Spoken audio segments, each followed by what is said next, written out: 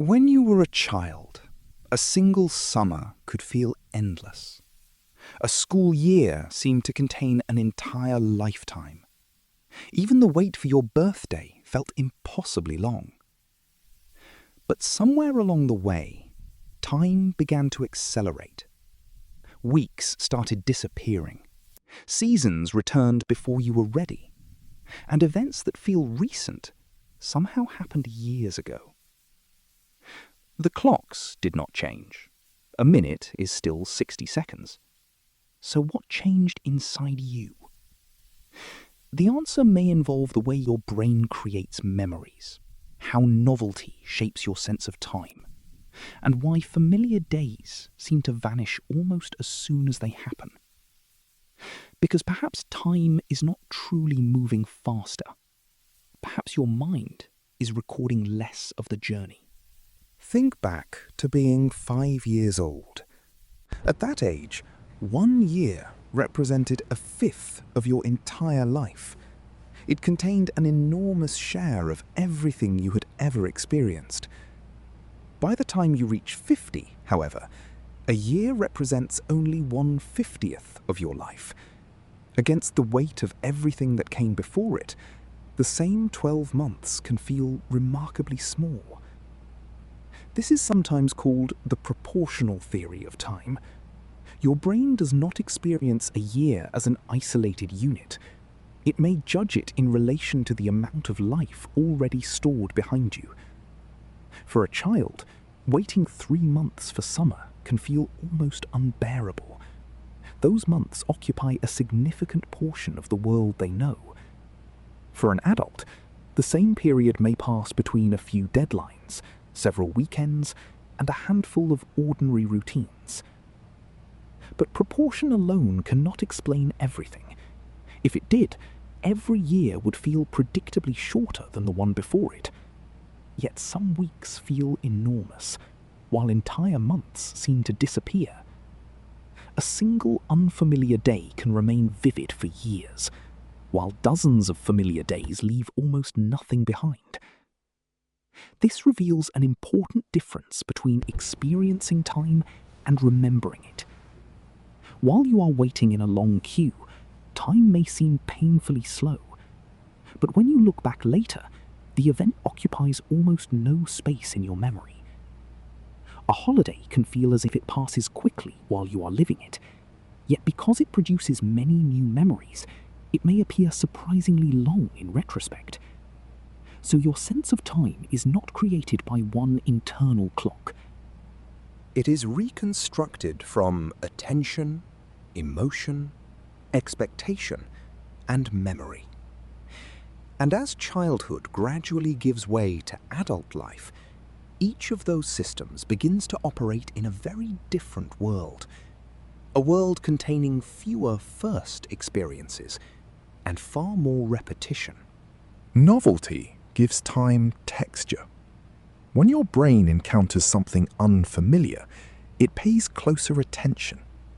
New places, new people, and unexpected experiences demand more mental processing, because the brain cannot rely entirely on what it already knows. A child lives inside a world filled with firsts. The first day at school, the first journey away from home, the first time seeing the ocean, riding a bicycle, or staying awake late enough to watch the world become quiet. Each experience contains details that have not yet become ordinary.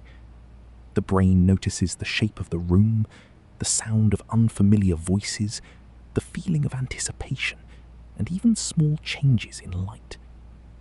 More of the moment is encoded into memory. But adulthood often replaces novelty with efficiency. You wake at a familiar time, move through familiar rooms, follow the same route, and complete tasks your brain has performed many times before. This repetition is useful. It allows you to function without carefully examining every detail. But it also changes what remains behind. When several days contain similar events, the brain does not need to preserve each one as a completely separate experience. They begin to blend together. Monday resembles Tuesday. One commute merges with another. An entire month may be reduced to only a few distinctive moments. This does not mean the days were shorter while you lived them. It means they left fewer memory markers. Imagine 2 weeks of equal length. During the first, you remain inside your normal routine. During the second, you travel somewhere unfamiliar, meet new people, and navigate places you have never seen before. Both weeks contain exactly the same number of hours. Yet when you look back, the unfamiliar week often feels longer because your memory contains more events, more details, and more points of reference. The brain seems to estimate the length of the past partly by examining how much it recorded. More memories create the impression of more time. Fewer memories make the same period appear compressed. And this may explain why childhood summers seemed so large. They were not necessarily filled with more hours, they were filled with more moments the brain considered worth keeping. But memory is only part of the story. Your sense of time also depends on attention. When you closely monitor time, it often seems to slow down. Waiting for an important message, sitting through a delayed flight, or counting the final minutes of a difficult task can make each moment feel unusually long. Your attention keeps returning to the passage of time itself. But when you are deeply absorbed, the opposite happens. During an engaging conversation, a creative project, or an activity that demands complete concentration, several hours may disappear without being noticed. Psychologists sometimes describe this as the difference between prospective and retrospective time. Prospective time is what you feel while an event is happening. If you are watching the clock, the present can seem slow. Retrospective time is what you reconstruct afterward. If the period produced few distinctive memories, it may appear surprisingly short. This creates a strange contradiction. A repetitive day at work may feel slow while you are living it, yet almost disappear when you remember the month. A busy holiday may pass quickly in the moment, but later feel longer because it left behind many detailed memories. Modern adult life intensifies this effect. Attention is constantly divided between messages, deadlines, notifications, and unfinished tasks. The mind moves rapidly from one demand to another, often without fully settling into any single moment. This can make life feel busy without making it feel memorable. You may complete dozens of tasks during the day and still struggle to recall what made that particular Tuesday different from the one before it. The brain was active, but its attention was fragmented, and fragmented attention can weaken the details that later help memory distinguish one experience from another. Stress can alter this process as well.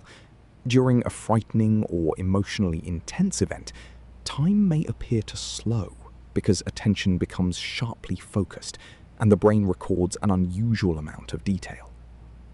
But long periods of ordinary stress often have a different effect. The mind becomes preoccupied with what must happen next, the next meeting, the next bill, the next responsibility. Instead of inhabiting the present, attention is repeatedly pulled toward the future. Days become checkpoints to complete rather than experiences to examine. And when attention rarely pauses long enough to notice where you are, fewer moments develop the depth required to remain vivid. Time has not accelerated, but your awareness may be touching each moment only briefly before moving on. So, if time seems to accelerate because life becomes more familiar, can anything slow it down? Not in the literal sense, but you may be able to change how much of your life remains visible in memory.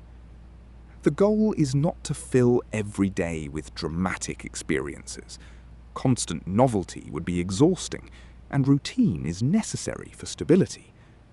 What matters is creating enough variation for the brain to distinguish one period from another. This can be surprisingly simple.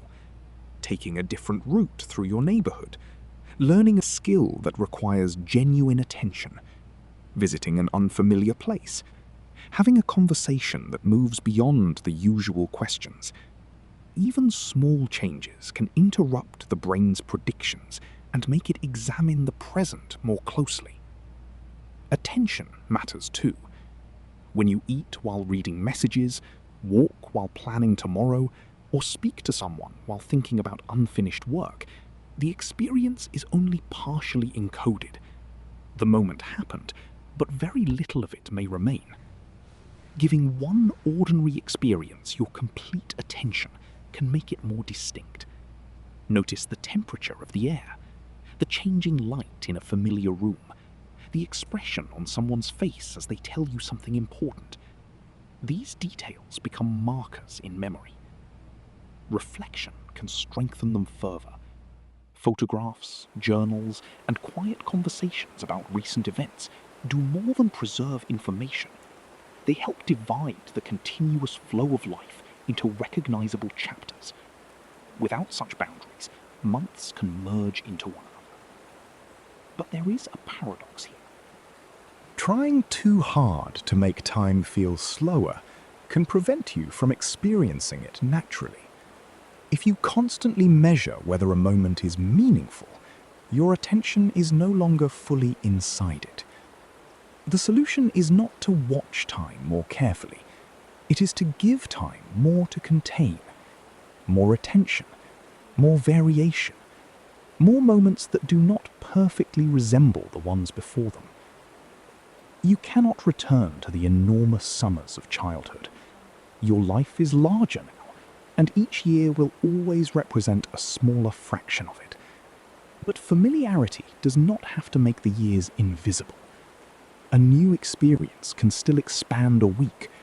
A deeply noticed afternoon can remain vivid for decades.